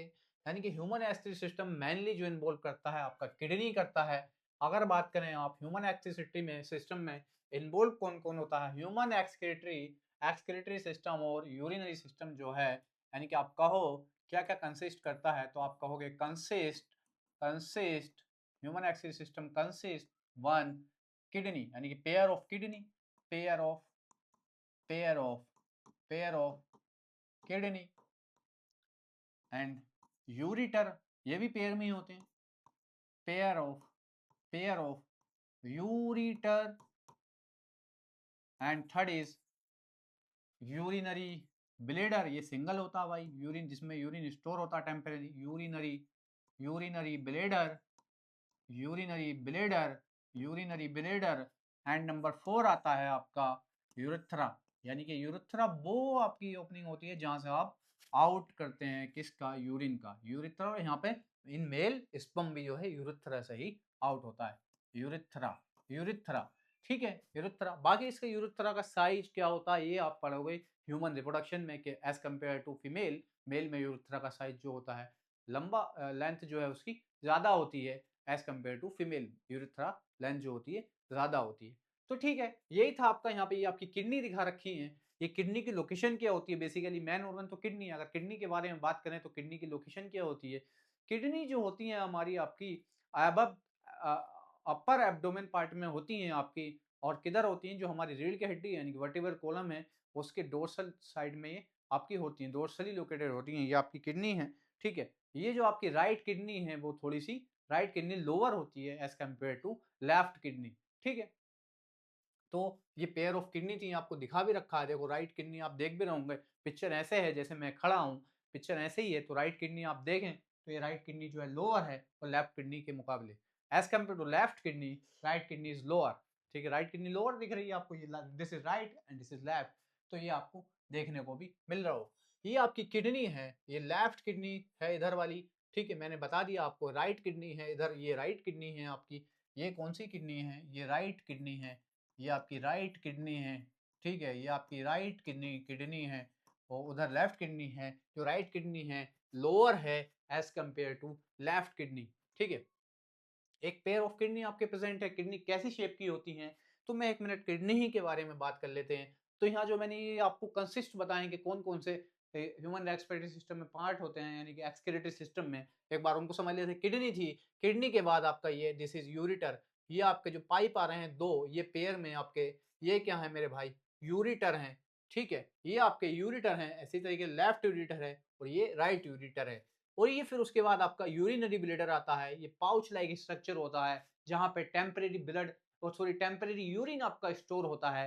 ये स्ट्रेचेबल होता है, इसमें स्ट्रेच हो सकती है, तो ये स्ट्रेच होता रहता है जब तक इसकी एक लिमिट होती है। इसको यूरिन को स्टोर करेगा, जब लिमिट पूरी हो जाएगी तो हमारे नर्वस सिस्टम के जरिए इसका पूरा यूरिन का, कैसे यूरिन को हम होता है हमारे मिक्सचुरेशन प्रोसेस बोलते हैं, वो आपको डिटेल में पढ़ना होगा आगे जाकर। तो ये उसके बाद यूरिन को आउट कर देगा, ये आपका यूरिन को क्या है, आउट कर देता है। फिर आपका यूरिन यूरिथ्रा के थ्रू बाहर आ जाएगा। ये यूरिथ्रा है आपका, दैट इज यूरिथ्रा, यानी कि यूरिथ्रा ही ओपनिंग है। इसी ओपनिंग के जरिए क्या आएगा आपका यूरिन आउट हो जाता है। तो इसमें मैं एक पॉइंट लिख देता हूँ, यूरिथ्रा में यहीं लिख देता हूँ, यूरिथ्रा को यहीं बाइंड कर देंगे, क्योंकि फिर हम किडनी के बारे में डिटेल में पढ़ते हैं, यूरिथ्रा के बारे में कोई इतना डिटेल में अभी पढ़ना नहीं है। यूरिथ्रा से क्या है, urine urine urine plus sperm in male, sperm जो है आपके दोनों आते हैं, बट देखो यूरिन तो आएगा किस में, फीमेल में भी, बट स्पर्म ऐड हो जाते हैं मेल में। तो मैंने ये मेल के बारे में लिखा है, in male, in male, mail में क्या है, यूरिन प्लस स्पर्म जो है यूरिथ्रा से ही आपके आउट होते हैं। अब हम देख लेते हैं एक बार आपका किडनी के बारे में। किसके बारे में देख लेते हैं, किडनी। ह्यूमन एक्सक्रीटरी सिस्टम में ही जो पहला वाला आपका पॉइंट है उसको मैंने बताया, आपका किडनी, जिसका नाम रखा है हमने, यानी कि जो किडनी होती है हमारी, वो किस क्या होता है। तो किडनी के बारे में आपको पता होना चाहिए। किडनी जो है वन पेयर, कितनी है, कितनी, one pair kidney present in human, ठीक है, एक पेयर किडनी ह्यूमन में प्रेजेंट होती हैं। तो किडनी जो है आपकी एब्डोमेन में अपर पार्ट में प्रेजेंट होती हैं, अपर एब्डोमेन में प्रेजेंट होती हैं, present present present in upper upper abdomen, upper abdomen, ठीक है, अपर एब्डोमेन प्रेजेंट होती हैं। कहाँ होती हैं, जो हमारी, ये जो हमारी रीढ़ की हड्डी जिसको हम वर्टिब्रल कॉलम बोलते हैं, उसके दोनों साइड्स में किडनी प्रेजेंट होती हैं, ठीक है, दोनों साइड्स में किडनी प्रेजेंट होती हैं आपकी, ठीक है, और एब्डोमेन भी बैक साइड में होती हैं, ठीक है।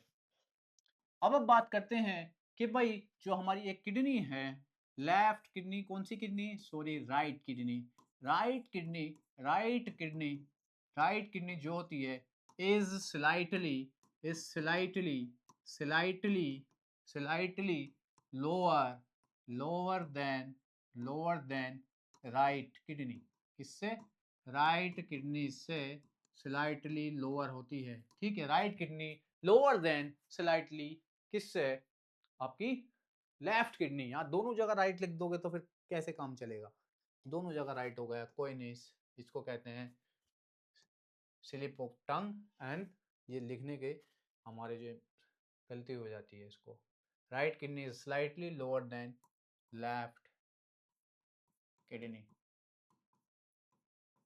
ओके, ठीक है, ये वाली बात आपकी हो गई। किडनी का कलर कैसा होता है भाई, देखो किडनी का कलर होता है, colour of kidney is reddish brown, colour, colour of kidney, colour of kidney reddish brown, कैसा होता है, रेडिश ब्राउन, ठीक है, तो जनरल बातें थी। बट अब जो मेन पॉइंट है वो ये है, मेन पॉइंट जो है आपका, मेन पॉइंट जो है आपका, आपका जो मेन पॉइंट है वो अब होता है। मेन पॉइंट क्या है, किडनी के अंदर 1 मिलियन नेफ्रॉन्स प्रेजेंट होती हैं। क्या छोटी छोटी इकाइयां, यूनिट्स हैं, प्रेजेंट होती हैं, उसको नेफ्रॉन्स कहते हैं। यही नेफ्रॉन्स क्या है, हमारी यूरिन की फॉर्मेशन करते हैं। अब हम नेफ्रॉन को डिस्कस में पढ़ेंगे। In a kidney 1 million nephrons in each kidney, 1 million nephron present in each kidney, ठीक है। 1 मिलियन नेफ्रॉन जो है आपकी ईच किडनी में 1 मिलियन नेफ्रॉन प्रेजेंट होती हैं, जो कि आपकी काय में हेल्प करेंगी। 1 मिलियन नेफ्रॉन से आपकी हेल्प करती हैं यूरिन फॉर्मेशन में, काय में हेल्प करती हैं आपकी यूरिन फॉर्मेशन में। अब यही नेफ्रॉन का डायग्राम है। नेफ्रॉन को क्या है, आपका यूनिट ऑफ किडनी भी कह देते हैं, structural and functional unit of kidney कह देते हैं। क्या कह देते हैं, structural and functional unit of kidney बोल देते हैं नेफ्रॉन को। तो ये नेफ्रॉन का डायग्राम है। नेफ्रॉन में क्या क्या पार्ट्स होते हैं आपको पता होना चाहिए। नेफ्रॉन में आपका बोमेंस कैप्सूल होता है, ग्लोमेरुलस होता है ये, और आपका पीसीटी प्रोक्सिमल कन्वोल्यूटेड ट्यूब्यूल है, and loop of Henle, and आपका डीसीटी कंडक्टिंग डक्ट होती है। इन सबको समझेंगे होता क्या है। बेसिकली अगर बात की जाए, किडनी में दो रीजन होते हैं, outer is cortex and inner is medulla. यानी कि मान लो कि किडनी के बाहर वाले रीजन को हम क्या कह देते हैं, कोर्टेक्स कह देते हैं, अंदर वाले रीजन को मेडुला कहते हैं। इसी तरीके से आप ये कोर्टेक्स और मेडुला का term human heart, human brain में भी पढ़ेंगे, जो कि नेक्स्ट चैप्टर में आपको डिस्कस किया जाएगा, ठीक है। तो आउटर को क्या बोलते हैं, हम कोर्टेक्स बोलते हैं, इनर को मेडुला बोलते हैं। अगर मैं किडनी यहाँ पर आपको ऐसे इस तरीके से समझाने की कोशिश करूं कि भाई ये किडनी है आपकी, दिस इज अ किडनी, ये किडनी है। अगर इसका ये जहाँ मैंने डोटेड पोर्शन बना दिया, ठीक है, यहाँ पिरामिड्स होते हैं, मेडुलरी पिरामिड्स, जो आपको अभी नहीं समझना है कि मेडुलरी पिरामिड्स क्या है, ये अभी इतना डिटेल में आपको नहीं जाना। मान लीजिए एक मिनट, मैंने क्या बताया, ये मेडुलरी पिरामिड है, इसी में नेफ्रॉन होती है, इस तरीके से कुछ ये नेफ्रॉन है, अभी समझ लो इसको रफली। मैं कलर चेंज कर दूंगा तो आपको थोड़ा सा समझने में आएगी बात। डायग्राम तो मैं एक मैटर बस रफली बना रहा हूँ इसको। देखो ये जो नेफ्रॉन है आपकी, जो आप नेफ्रॉन बड़ी सी साइड में बनोगी देख रहे हैं,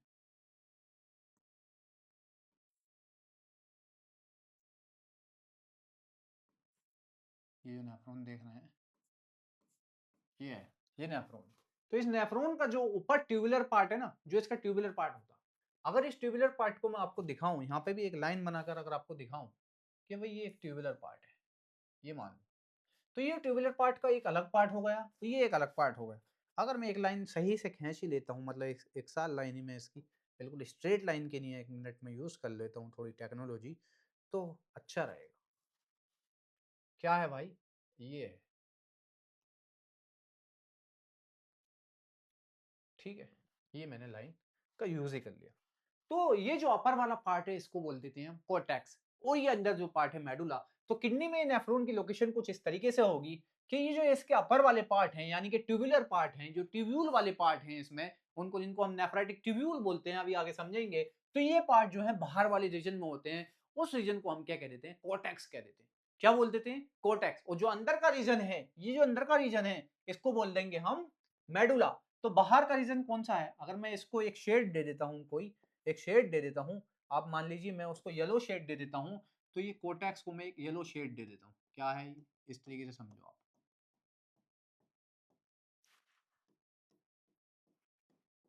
ठीक है। ये जो मैंने येलो शेड दिया है, इसी को मैं बोल देता हूँ कोर्टेक्स। क्या बोल देता हूँ आपका, कोर्टेक्स बोल देता हूँ मेरे भाई। क्या बोल देता हूँ मैं इसको, कोर्टेक्स। वो जो अंदर वाला ये ग्रीनियर वाला पार्ट है, जितना भी अंदर वाला है, इसको हम बोल देते हैं मेडुला।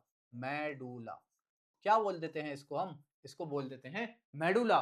तो इसी तरीके से अब हम एक इतनी छोटी यूनिट्स में जाके तो हम नेफ्रॉन को डिस्कस करने पढ़ना मुश्किल है, तो इसी नेफ्रॉन को मैंने यहाँ पे क्या किया, बाहर ले आया। ये जो नेफ्रॉन थी, इसी नेफ्रॉन को मैंने बाहर लाया। अब मैंने बाहर इसको जूम कर कर पढ़ रहा हूँ, कैसे करके पढ़ूंगा, इसकी जूम स्टडी जो होगी उसी को हम यहाँ पे लाके पढ़ेंगे। अब जो है जूम स्टडी है, नेफ्रॉन का जो ये किडनी का जो ये बाहर वाला पोर्शन है, इसको कोर्टेक्स कहते हैं, और जो अंदर वाला पोर्शन है उसको मेडुला कहते हैं। अब इसको जूम करके मैं यहाँ लाकर डिस्कस करूंगा कि नेफ्रॉन में क्या होता है, क्या नहीं होता, क्या नेफ्रॉन का प्रोसेस फंक्शन है, क्या है। नेफ्रॉन का बेसिकली यूरिन का फॉर्मेशन कराने का फंक्शन नेफ्रॉन का ही होता है, और आपके जितने भी एब्जॉर्प्शंस होंगे, यानी कि वो भी नेफ्रॉन करती है। अभी देखते हैं क्या है, नेफ्रॉन के पार्ट्स के बारे में डिस्कस करते हैं। सबसे पहले देख रहे होंगे आपकी ये जो आ रही है आपकी एफरेंट आर्ट्रियोल और इफेरेंट आर्ट्रियोल होते हैं, दो आर्ट्रियोल होते हैं, एक आ रहा होता है जो ब्लड को ला रहा है उसको एफरेंट है, और एक इफेरेंट आर्ट्रियोल है, ठीक है। ये एफरेंट है और जो यहाँ से निकल के जाता है उसको कह देते हैं हम इफेरेंट आर्ट्रियोल, ठीक है। अब जो हमारा सबसे बाहर वाला पार्ट है, ये दैट इज बोमेंस कैप्सूल, ये जो येलोइश पार्ट है आपको दिख रहा होगा, ये येलोइश पार्ट है, इसको क्या कह रहे हैं, बोमेंस कैप्सूल। क्या कह रहे हैं हम, बोमेंस कैप्सूल। ये कैप्सुलर फॉर्म में होता है, इस तरीके से कैप्सुलर फॉर्मेट में होता है, इसको हम बोल देते हैं बोमेंस कैप्सूल। इस बोमेंस कैप्सूल के अंदर काफी सारी ग्रुप्स ऑफ कैपिलरीज होती हैं, उसको हम कह देते हैं ग्लोमेरुलस। क्या, ग्लोमेरुलस, ग्लोमेरुलस, ग्लोमेरुलस क्या कह देते हैं, ग्लोमेरुलस। ठीक है, सही से उसको प्रोनाउंस जो आप करें वो कर सकते हैं, हम कह देते हैं उसको ग्लोमेरुलस। ग्लोमेरुलस जो है ग्रुप्स ऑफ कैपिलरीज हैं, यानी कि जो ब्लड में से हमारा सारे एलिमेंट्स आ रहे हैं वो इसके जरिए पास होंगे। अब क्या होगा, इस ग्लोमेरुलस में से फिल्ट्रेशन होगा, इस अल्ट्रा फिल्ट्रेशन होगी, उस जो फिल्ट्रेट जो आपका नीचे वाले पोर्शन में जाएगा, बोमेंस कैप्सूल से नीचे जाएगा, बोमेंस कैप्सूल से नीचे पीसीटी होता है, तो वो फिल्ट्रेट जो नीचे जाएगा उसको हम कह देते हैं ग्लोमेरुलर फिल्ट्रेट। ग्लोमेरुलर फिल्ट्रेट जो कि 170 से 180 ml क्या होता है, तो 125 ml, सॉरी 125 ml पर मिनट बनता है। 125 ml पर मिनट, जो कि अगर पूरे दिन की उसकी कैलकुलेशन की जाए तो 170 से 80 लीटर फिल्ट्रेट ये पूरे दिन में इससे निकलता। आपको होगा इतना कहाँ, भाई रिसाइकिल हो रहा है सारा, तो उसको तुम ये मत समझो 180 लीटर फिल्ट्रेट बनता है, नहीं, वो एक रिसाइकिल प्रोसेस है। तो एक मिनट में 125 ml फिल्ट्रेट जो है, ग्लोमेरुलर फिल्ट्रेट आपका बनता है। तो वो कहाँ से, यानी कि इस जो आपका ग्लोमेरुलस है उससे जो फिल्ट्रेट हो रहा है, उस फिल्ट्रेट को हम कह देते हैं क्या, ग्लोमेरुलर फिल्ट्रेट। और उसके जो फिल्ट्रेशन होने वाले रेट को कह देते हैं ग्लोमेरुलर फिल्ट्रेशन रेट कह देते हैं। क्या कह देते हैं, ग्लोमेरुलर फिल्ट्रेट रेट कह देते हैं। ठीक, तो आपने बोमेन्स कैप्सूल समझा, जो कैप्सूल शेप स्ट्रक्चर है उसको बोमेन कैप्सूल, और उसके अंदर जो आपकी ब्लड आर्टरीज का गुच्छा है, कैपिलरीज आर्टरीज का गुच्छा है, उसको कह देते हैं हम आपका, क्या कह देते हैं, ग्लोमेरुलस, ग्लोमेरुलस कह देते हैं। तो यहां से जो फिल्ट्रेट जाता है आगे, आगे फिल्ट्रेट जाएगा उसको ग्लोमेरुलर फिल्ट्रेट कह देते हैं। उस फिल्ट्रेट के रेट को जीएफआर बोल देते हैं, यानी कि उसके आगे रेट लगा देते हैं, ग्लोमेरुलर फिल्ट्रेशन रेट हो जाता है। ठीक, तो अब बात क्या थी, अभी हम कोर्टेक्स किडनी, कोर्टेक्स मेडुला वाली बात को समझना चाह रहे थे। तो जितने भी हमारे पार्ट हैं, यानी कि जो हमारे कैसे पार्ट हैं, ट्यूब्यूलर पार्ट हैं, वो प्रेजेंट होते हैं कोर्टेक्स में। ट्यूबुलर पार्ट है, ये यहाँ पे मेरा क्या है, ऊपर जो मैंने लिख रखा है ये है मेरा कोर्टेक्स, ये कोर्टेक्स रीजन है, और ये आपका मेडुलरी रीजन है, that is medullary region, medulla कह सकते हो, यानी कि मेडुला नीचे वाला पार्ट। तो उस वाले पार्ट्स में जो है आपकी descending loop of Henley, ascending loop of Henley होती है, कलेक्टिंग डक्ट भी नहीं होती है, ये ट्यूबुलर पार्ट में नहीं आता। ट्यूबुलर पार्ट में आता आपका proximal convoluted tubule and distal convoluted tubule, जिसको डीसीटी कह देते हैं, ये आपके, और बोमेंस कैप्सूल वगैरह ये। तो ये वाले पार्ट आपके आ रहे हैं। तो आपको देखने को मिलेगा ये जो इतना ट्यूबुलर पार्ट है, ये ट्यूबुलर पार्ट है, ये ट्यूबुलर पार्ट ऑफ नेफ्रॉन है। इसमें एक ट्यूब्यूलर पार्ट ऑफ नेफ्रॉन में आपका क्या होता है, आपका एक पीसीटी होता है और एक डीसीटी होता है। तो इसमें दिखा नहीं रखा क्या कहीं, अरे इसमें दिखा नहीं रखा, तो आप इसको समझ लो कि ये वाला ट्यूबुलर पार्ट्स में, तो नेफ्रॉन के ट्यूबुलर पार्ट्स में, मैं इसमें आपको आगे बता देता हूँ कि नेफ्रॉन के ट्यूबुलर पार्ट में, अरे भाई ऐड कर लो पेज। अब नेफ्रॉन के ट्यूबुलर पार्ट में बात करें, अभी हमने क्या किया, नेफ्रॉन के दो पार्ट देखे, एक तो अपर पार्ट था जिसको हमने ग्लोमेरुलस और वो बोलते, अगर ट्यूबुलर पार्ट ऑफ नेफ्रॉन देखें, अगर ट्यूबुलर पार्ट ऑफ नेफ्रॉन देखें तो क्या क्या होता है उसमें, tubular part, tubular part of nephron देख रहे हैं, तो इसमें होता है आपका दैट इज पीसीटी, यानी कि एक होता है आपका पीसीटी, और आपका एक क्या होगा, पीसीटी होगा आपका, और लूप ऑफ हेनले भी इसमें ही होगा, and number 3 PCT, LH and TCT. ठीक है, ये आपके ट्यूबुलर पार्ट है, ये क्या है आपके ट्यूबुलर पार्ट होते हैं। तो ट्यूबुलर पार्ट में यहाँ पे आपका दिखा रखा है loop of Henle and DCT है, यानी कि जो ये बिल्कुल जस्ट बोमेंस कैप्सूल के नीचे होती है उसको हम क्या बोल देते हैं, आपका पीसीटी बोल देते हैं। तो पीसीटी ट्यूबुलर पार्ट होता है, ट्यूबुलर पार्ट है, हाईली कोइल्ड ट्यूबुलर पार्ट होता है जस्ट बिलो द बोमेंस कैप्सूल, उसको हम पीसीटी कह देंगे। और जो आपका लूप ऑफ हेनले, यानी कि असेंडिंग लूप ऑफ हेनले ऊपर होगा, उसके ऊपर जो होता है इसको हम कह देते हैं आपका डीसीटी। क्या कह रहे हैं, DCT, this is a collecting duct. ठीक है, इसके चारों तरफ आपकी क्या है, रीनल बीन्स, कैपिलरीज हैं, ये आपको एक सिस्टम होता है, क्या बोलते हैं, काउंटर करंट मैकेनिज्म, वहां पे इसकी डिटेल होती है, कहाँ किसका एब्जॉर्प्शन हो रहा, अभी आपको इसकी कोई नीड नहीं है, आपको तो इतना स्ट्रक्चर समझना था जितना मैंने आपको बताया। बट अब क्या है, बोमेंस कैप्सूल और ग्लोमेरुलस को एक साथ कंबाइन फॉर्म में हम क्या कह देते हैं, अगर एक पॉइंट यहाँ पे भी लिख दूं मैं, यहाँ पे लिख दूं कि बोमेंस capsule, बोमेंस capsule, बोमेंस बोमेंस capsule capsule capsule plus glomerulus glomerulus glomerulus glomerulus glomerulus को क्या है, बोमेंस कैप्सूल प्लस ग्लोमेरुलस को क्या बोल देते हैं, दोनों को कंबाइन में बोल देते हैं आप मालफिजियन ट्यूब्यूल या Malpighian body. Malpighian Malpighian Malpighian body क्या बोल देते हैं, बोमेंस कैप्सूल और ग्लोमेरुलस को दोनों को कंबाइन फॉर्म में कह देते हैं मालफिजियन बॉडी। क्या कह देते हैं, मालफिजियन बॉडी कह देते हैं। अब देखते हैं हम आगे, ये हम आगे देखते हैं कि भाई इन्होंने लिखा है बोमेंस कैप्सूल क्या है, double walled cup shape structure. Cup shape कैसा है, डबल वोल्ड है और कप शेप है। Cup present in the renal cortex, मैंने आपको बताया यानी कि कोर्टेक्स वाले रीजन में होगा। ये मैंने आपको समझाया ना, ये देखो इतना पार्ट सारा कोर्टेक्स रीजन में है, मैंने इस रीजन को डिवाइड किया तो ये अपर वाला रीजन जो है आपका कोर्टेक्स रीजन है। रीनल कोर्टेक्स है, रीनल वर्ड यूज होता है किडनी के लिए, आपको पता होना चाहिए रीनल का। आपने सुना होगा किसी की पथरी हो जाती है तो उसको क्या कह देते हैं, रीनल कैलिकुलाई, यानी कि उसकी किडनी में पथरी हो गई तो रीनल वर्ड हुआ। रीनल कैलिकुलाई या गोल ब्लेडर में होती है तो वो ब्लेडर की अलग पथरी है, तो रीनल कैलिकुलाई जो होती है वो किडनी की पथरी होती है। ठीक है, तो यही यहाँ पे क्या लिख रहे हैं कि भाई कोर्टेक्स, रीनल कोर्टेक्स में प्रेजेंट होता है बोमेंस capsule, it is lined by a thin and semi permeable epithelial tissue, यानी कि ये एपिथेलियल टिश्यू से लाइंड होता है। एपिथेलियल टिश्यू से लाइन होता जब भी तो इसमें फिल्ट्रेशन देखने को मिल रहा है आपको। एपिथेलियल टिश्यू से होता, फ्लैट सेल्स हैं in the cavity of Bowman's capsule, there is a group of blood capillaries, मैंने बताया था ब्लड कैपिलरीज का ग्रुप को ग्लोमेरुलर कह देते हैं। देयर इज अ ग्लोमेरुलस या ग्लोमेरुलर कह देंगे, form by the division of renal artery के डिवीजन से बना, यानी कि ग्रुप ऑफ कैपिलरीज जो हैं आपको उसी को तो ग्लोमेरुलस कह रहे हैं। मैंने क्या बताया था आपको, ये जो ग्लोमेरुलस है ये कैपिलरीज का ग्रुप है। आप देख रहे हैं कितनी सारी कैपिलरीज हैं, उनके ग्रुप को ही ग्लोमेरुलस कह रहे हैं। और ग्लोमेरुलस और बोमेंस कैप्सूल को कंबाइंड फॉर्म में क्या कह देते हैं, हम मालफिजियन बॉडी कह देते हैं। क्या कह देंगे आपका, मालफिजियन बॉडी कह देंगे, Malpighian body. Glomerulus act as the ultrafiltration and at the site of the filtration under the pressure called अल्ट्राफिकेशन। मैंने क्या बताया आपको, जितना फिल्ट्रेट बना, यहाँ पे फिल्ट्रेट बनना है, अब इस फिल्ट्रेट का फिल्टर होगा, ये फिल्ट्रेट होकर नीचे कहाँ जाएगा, पीसीटी में जाएगा, प्रोक्सिमल कन्वोल्यूटेड ट्यूब्यूल में। इस फिल्ट्रेट में वाटर होगा, मोस्ट अमाउंट ऑफ वाटर होंगे, कई सारी चीजें होंगी। अब इस वाटर का एब्जॉर्प्शन होगा, यानी कि वाटर का वेस्ट नहीं हो, ज्यादा से ज्यादा वेस्ट नहीं हो, तो बॉडी के जरिए ये यहाँ पे पीसीटी में इसका एब्जॉर्प्शन वगैरह हो जाता है। ठीक है, अब यही तो था, यहाँ पे इसमें एब्जॉर्प्शन हो जाएगा आपका, यहाँ पे आपका एब्जॉर्प्शन हो जाएगा। ठीक है, अब हमारा क्या है, मैंने आपको ट्यूबुलर पार्ट भी बना दिया, DCT PCT lobe of Henle भी हो गया आपका। अगर भाई किसी की किडनी क्या है, अगर किसी की किडनी आप समझो कि खराब हो गई, तो आपने सुना होगा डायलिसिस के बारे में, आपने डायलिसिस के बारे में सुना है ना, कि भाई पेशेंट डायलिसिस पे है, फला पेशेंट। तो होता क्या है, ये जो है एक आर्टिफिशियल हमारी किडनी होती है, जिसमें हम डायलिसिस होते हैं, उसका ब्लड निकाल के डायलाइजिंग यूनिट में डालते हैं। काय में डालते हैं, डायलाइजिंग यूनिट में डालेंगे।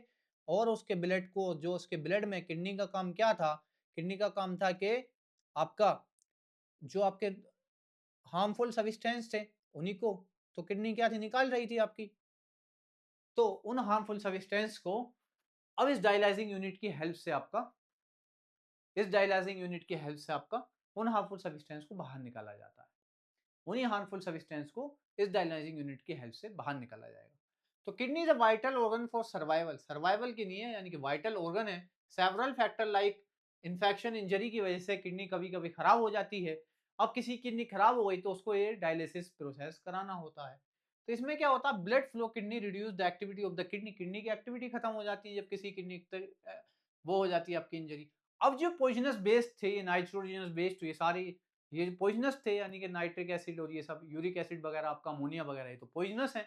तो इनको हमें क्या होता है, बाहर निकालना होगा। तो इनको बाहर निकालने के लिए फिर हमको डायलिसिस वगैरह का प्रोसेस को कराना होता है, विल लीड टू डेथ हो जाएगी अगर ये चीजें नहीं निकली तो artificial kidney can be use करते हैं। And artificial kidney is a device to remove nitrogenous waste, nitrogenous waste को ही रिमूव करेंगे, यानी कि जो हमने नाइट्रोजिनस वेस्ट आपके देखे थे कहाँ पे, एक्सक्रीशन में, एक्सक्रीशन की डेफिनेशन में आपने देख लिया था कि भाई जो हमारे नाइट्रोजनस बेस्ड हैं like ammonia, urea, uric acid, इन्हीं का तो हम आउट कर रहे हैं किडनी के जरिए, किडनी के जरिए इसी का तो आउट हो रहा है भाई, फिल्ट्रेशन ये यूनिट इसी का तो आउट हो रहा। अब किसी की किडनी ही खराब हो गई तो उसके लिए उसे तो ये अलग से चाहिएगा ट्रीटमेंट। तो होता क्या है, ये आर्टिफिशियल किडनी में क्या सेमी परमिबल लाइनिंग सस्पेंडेड होती है। ये देखो, ये आपका डायग्राम दिखा रखा है कि पेशेंट का ब्लड हमने निकाला और इस ब्लड को इस यूनिट में डाला। अब ये जो है सेमी परमिबल है, सिलेक्टिवली परमिबल मेम्ब्रेन लगोमी है इसमें, यानी कि यहाँ से जो जरूरी चीजें होंगी वो रह जाएंगी ब्लड में और बाकी चीजें यहाँ से निकल जाएंगी, क्योंकि जो हम ऑस्मोटिक प्रेशर है ब्लड का और इस डायलाइजिंग फ्लूइड का बराबर रखते हैं कि ब्लड का लॉस नहीं हो, यानी कि ब्लड का मूवमेंट नहीं हो, बाकी नाइट्रोजनस वेस्ट वगैरह को निकाला जाता। तो ये सेमी परमिबल मेम्ब्रेन से बना हुआ होता है। कैसा होता है? सेमी परमिबल लाइनिंग होती है। सस्पेंड इन टैंक, टैंक देखो ये है आपका, इसमें ये आपकी जो येलो कलर से है डायलाइजिंग सॉल्यूशन है, यानी कि जो एक सॉल्यूशन ब्लड के ऑस्मोटिक प्रेशर के बराबर रखा गया है। और फ्रेश डाइलिंग सॉल्यूशन हम इसमें डालते रहते हैं, क्योंकि जो आपका वेस्ट होता जाता है वो इस डायलाइजिंग सॉल्यूशन का है। Dialysing solution with urea excess, यानी कि यूरिन वगैरह आपका एक अलग हम लगा लेते हैं पाइप, उसके जरिए निकल जाएगा। डायलाइजिंग सॉल्यूशन भी तो लॉस हो रहा है उसमें जो सही सही अपना उसके साथ यूरिया के, तो हम जो है फ्रेश डायलाइजिंग सॉल्यूशन इसमें डालते रहते हैं। फिर उस ब्लड को घुमा फिराकर ह्यूमन के अंदर ही डाल दिया जाता है। अब ये कुछ दिनों के लिए उसका ह्यूमन को ठीक है, कुछ दिनों बाद क्या होगा, ह्यूमन के अंदर फिर बेस्ट बनने शुरू हो जाएंगे, बेस्ट तो रोज बन रहा है, तो फिर उसको डायलाइजिंग, ये एक परमानेंट सॉल्यूशन नहीं होता है। ठीक है, it tank fill dialysing fill, this fluid has the same osmotic pressure, यानी मैंने बताया ब्लड के और ब्लड के ऑस्मोटिक प्रेशर के बराबर होता है किसका, डायलाइजिंग फ्लूइड का। ठीक, during the passage of based product from the blood into lyzing fluid by the diffusion purified blood is pumped back to the human body में भेज दिया जाता है। अब होता क्या है, normally in healthy adult initially filtrate in kidney is about 180 litre daily, यानी कि जो फिल्ट्रेट वाली कहानी है 180 लीटर के आसपास ये डेली किडनी में चलती रहती थी। वही प्रक्रिया आप करनी है यहाँ पे। The volume actually exceeded only the litre of blood और लीटर और 2 अ डे। अब तुम कहोगे कि 180 लीटर बना सर, तो ये बॉडी तो का पेशाब कितना आता है आपको, 1 लीटर से 2 लीटर के आसपास आता है। तो भाई बाकी उसका एब्जॉर्प्शन वो चल रहा है, ऐसा नहीं है सभी फेंक देगी बॉडी। जो उसमें से कंसंट्रेटेड मात्रा में होता है उसको ही किडनी निकालती है आपकी यूरिन को कंसंट्रेट कर कर। ऐसा नहीं है कि सारे न्यूट्रिएंट्स उसमें सब लॉस हो जाएं। तो बहुत एक्चुअल में बहुत अच्छी फंक्शनिंग होती है किडनी के द्वारा, उसको आपका जब जाके आपका लॉस किया जाता है। ठीक है, तो उसका लॉस ऐसे नहीं है, बहुत स्पेशल तरीके से आपका ये निकलता है, आप कहें। ठीक, तो ये आपका था लगभग यहाँ पे चैप्टर आपका एंड होने पर ही है। अगर आप बात करें कि भाई प्लांट के ट्रांसपोर्टेशन, यानी कि प्लांट्स में एक्सक्रीशन ट्रांसपोर्टेशन तो हमने देख लिया। तो प्लांट्स में क्या था, प्लांट्स में भी होगा एक्सक्रीशन आपका, एक्चुअली प्लांट्स में भी आपका एक्सक्रीशन होगा। तो बट प्लांट में जो है एक्सक्रीटरी सिस्टम तो होता नहीं है कोई एक, जैसे हमारे अंदर ह्यूमन एक्सक्रीटरी सिस्टम है, किडनी है, उसमें यूरिटर है, ये सारी चीजें। तो प्लांट में तो ये सब चीजें हैं नहीं भाई। तो प्लांट में नॉर्मली जो हमारा गैसेस एक्सचेंज था, यानी कि ऑक्सीजन और CO2 का एक्सचेंज हो रहा था, वो भी वहाँ पे एक्सप्रेशन था। कुछ ट्रांसपेशन लॉस के जरिए, ट्रांसपेरेशन के जरिए वहाँ पे वाटर जो एक्सेस वाटर है वो निकल जाता है, या आपकी ऑक्सीजन कार्बन डाइऑक्साइड है तो वो फोटोसिंथेसिस में यूज हो जाती है। तो प्लांट में तो इस तरीके से आपका एक्सक्रीशन का प्रोसेस हो जाते हैं। प्लांट में कोई ज्यादा एक्चुअल डिटेल में नहीं होता है कोई उसका ह्यूमन प्लांट एक्सक्रीटरी सिस्टम सुना आप तक आज तक अभी, ह्यूमन एक्सक्रीटरी सिस्टम सुना? तो प्लांट में एक्सक्रीशन यही है, गैसेस का एक्सचेंज और ये सारी चीजें प्लांट का आपका एक्सक्रीशन होता है। अब बाकी हमने लगभग ये पूरा लेक्चर आपका कंप्लीट हो गया है। टॉपिक नेफ्राइटिक ट्यूब्यूल्स थी, मैंने वो आपको समझा दी। ये हेडिंग लाया था मैं कि नेफ्राइटिक ट्यूब्यूल्स में क्या है। नेफ्रेक्टिव ट्यूब्यूल्स में आपकी जो ट्यूब्स हैं, यानी प्रोक्सिमल कन्वोल्यूटेड ट्यूब्यूल एंड आपकी loop of Henle and distal convoluted tubule. Loop of Henley descending loop of Henley और असेंडिंग लूप ऑफ हेनले होती हैं। ये आपको देखो मैं यहाँ पे डायग्राम में दिखा भी रखी है मैंने, कि डिसेंडिंग लूप ऑफ हेनले और असेंडिंग लूप ऑफ हेनले दो तरीके के लूप ऑफ हेनले हैं। क्या है ये जो लूप ऑफ हेनले है, ये आपकी लूप ऑफ हेनले है, यहाँ पे नहीं मेंशन है डायग्राम में, इसको आप समझें this is loop of Henley. और लूप ऑफ हेनले में भी ये नीचे जा रही है तो इसको हम डिसेंडिंग लूप ऑफ हेनले कह देते हैं। और लूप ऑफ हेनले में भी ये ऊपर जा रही है तो इसको हम असेंडिंग लूप ऑफ हेनले कह देते हैं। असेंडिंग को मैं ऊपर वाले एरो से शो कर रहा हूँ। ठीक है, इसको ऊपर इस तरीके से लगे हुए एरो से शो कर रहा हूँ, लूप ऑफ हेनले। ठीक है, अब यहाँ से क्या एब्जॉर्प्शन है वो सारी चीज़ें डिटेल मैंने, वाटर का होता है किसी में, ठीक है, डिसेंडिंग में, और असेंडिंग में वाटर नहीं होता है, इसकी वाटर की नहीं परमेबल नहीं है। वो सारी चीज़ें डिटेल में आगे आपको थोड़े पढ़नी होगी क्लास में, अभी इसकी कोई एज सच नीड नहीं है आपको। तो इसी तरीके से यहाँ से होते होते होते जो आपका फाइनल यूरिन है फिर यहाँ से आगे जाएगा किडनी में, क्या है पिरामिड्स हैं, वो मैंने आपको डिटेल में बताई है, बट उसकी आपको कोई एज सच नीड अभी नहीं है।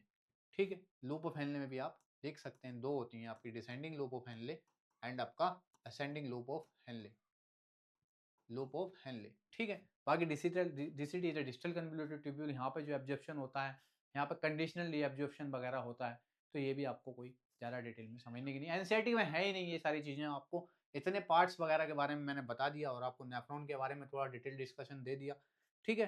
तो ये चैप्टर जो है आपका यहीं लास्ट होता है। जो आपकी हार्ट वाली स्लाइड है, जिससे मैंने आपको डबल सर्कुलेशन सिंगल सर्कुलेशन समझाया है, वो भी मैं इसमें नीचे लगा दूंगा स्लाइड, जो पिछले लेक्चर की स्लाइड्स हैं आपकी। तो आपको एलसी क्लासेस पर ये लेक्चर देखने के लिए शुक्रिया। मेरा आपसे रिक्वेस्ट है कि एलसी क्लासेस को शेयर करें, लाइक करें एंड चैनल को सब्सक्राइब करना भी ना भूलें। थैंक यू, खुदा हाफिज़, मिलते हैं नेक्स्ट लेक्चर में और नए चैप्टर के साथ।